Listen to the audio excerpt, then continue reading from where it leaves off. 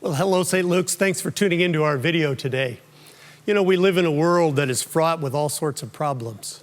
Racism seems to be the problem that is attracting most of our attention right now, and that's appropriate. But there are so many others as well.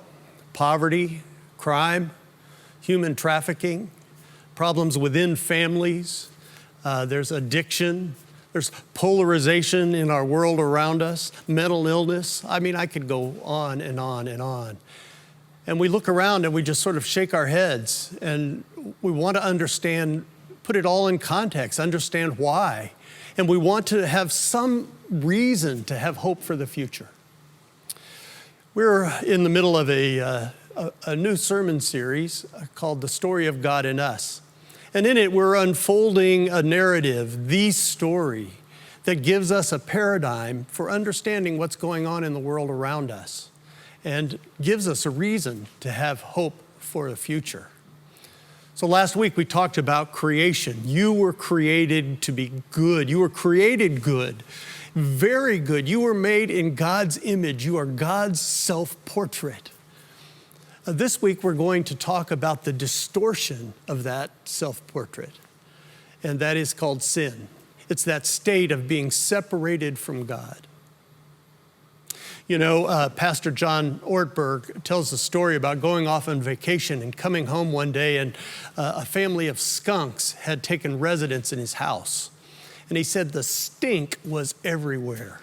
It was in his clothes, it was in his furniture, it was in the walls. He said it was even in the food inside his refrigerator. And you could wash and clean, but it just seemed like you could never get it out.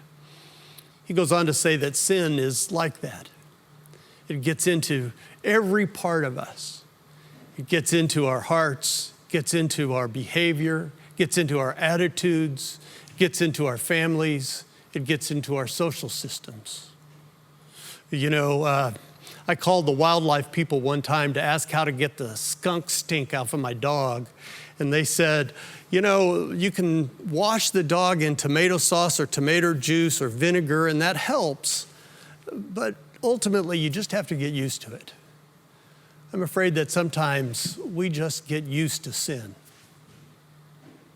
So as we prepare for our message this Sunday, I want you to think about how sin might be permeating your life, your attitudes, your heart, the social systems of which you are a part.